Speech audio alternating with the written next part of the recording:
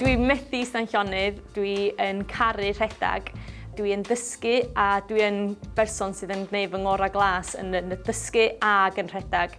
Mae o wir yn bosib i fedru dysgu a cadw'ch hobi i fynd.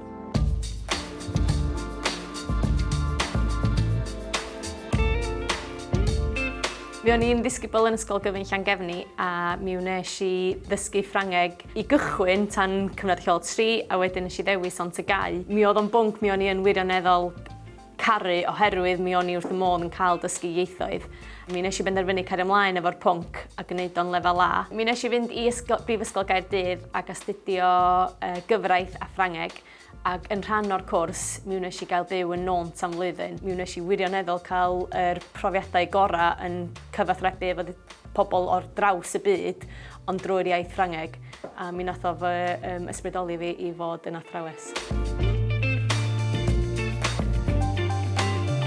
Dwi'n dysgu yn ysgol Ifionnydd bron i 10 mlynedd wan. Dwi wirioneddol yn rili mwynhau bod yma. Dwi'n athrawes Ffrangeg.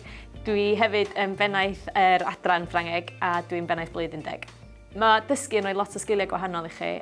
Mi ydych chi'n sicr yn fwy creadigol ac yn ail, mae o'n rhoi sgiliau pobl i chi. Dwi'n lot fwy hyderus yn ymdrin ag pobl gwahanol achos mae bob disgybl yn wahanol. Dwi wrth fy modd efo darna pan ydych chi'n actually dysgu'r disgyblion a gweld y disgyblion yn datblygu a'i gweld nhw yn gwella'n yr iaith ac yn ei gweld nhw'n mwynhau'n defnyddio'r iaith hefyd. A, B, C, D, E, F, G, A, C, G, K, L, M, N, O, P. A mae'r profiad gorau pryd ydych chi yn mynd â nhw i Ffrainc a maen nhw'n cael sgwrs mewn marchnad neu yn cael sgwrs efo rhywun ifanc arall a maen nhw wirioneddol yn mwynhau y profiad a maen nhw'n dod ata chi efo'r gwen mwy ar ei gwyneb.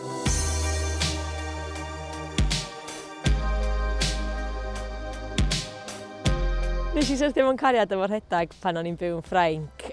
Nes i ddechrau wneud o i gael wneud hanner marathon Paris. Mi oedd o'n brofiad anhygoel cael rhedag efo gymaint o griw. Pan nes i nôl i Gymru, nes i entro fwy o rosses i fedru codi pres at elusennau. Un o'r heriau mwyaf nes i wneud oedd marathon Eryri a ras yr Wyddfa. A mwyn gallu ymarfer at heina, mi nes i ymuno efo Eryri Harriers. Dwi'n trio rhedag bob dydd os dwi'n gallu, achos hwnna ydy fy amser i, ond dwi'n rhedag rhywbeth, so mi wna i lôn, traws gwlad, mynydd, trails. Dwi'n meddwl na rhedag mynydd ydy fy hoff fath o redag i. Dwi'n meddwl na'r views ar y diwedd. Mae o'n gallu bod yn ofnadwy o heriol.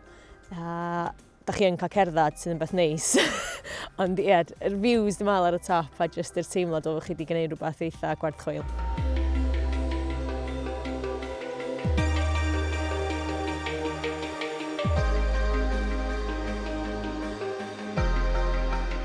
Dwi'n berson eitha cydwybodol, felly dydw i byth yn gwneud pethau half-hearted, dwi'n gwneud nhw yn iawn bob tro.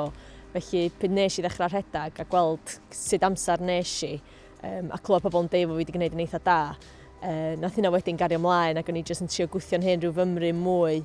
Ac erbyn hyn mae o'n eitha diddorol gweld sut mae amseroedd yn dod lawr. Dwi wrth y modd yn cael rasio. Dwi'n meddwl na un o'r rhasys nath feddwl mwyaf i fi oedd cael rhedag i Gymru yn Morbenio yn yr Eidal. Oedd cael mynd dramor a rhedag i Gymru yn brofiad gwefriddiol a jyst hollol unigryw.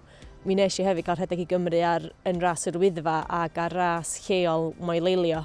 Dwi'n meddwl oedd hynna hefyd yn neis cael rhedag yn fy milltir sgwâr ac ag ysgor fes goch. Swn i yn rili licio cael cario ymlaen i'r safon ydw i. Mae jyglo bob dim yn wedi gwrw am fi'n fam yn eitha anodd, ond dwi'n newid gael fest Gogledd Cymru.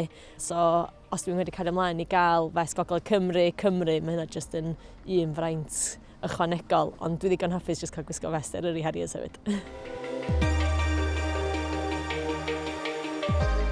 Dwi'n rhedag yn wirioneddol bwysig pan dwi yn dysgu. Mae o yn galluogi fi i just switch off.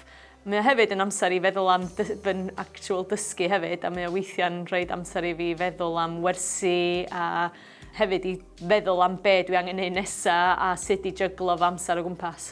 Dwi'n aml yn sôn am fy rhedag yn fy ngwersi. Dwi wedi hyd yn oed dod â trwffi mewn a di roed o'i fyny, a dwi yn trio dangos iddyn nhw fod rhedag yn rhywbeth sydd yn bwysig i iechyd meddwl ac i greu rhywun fel person.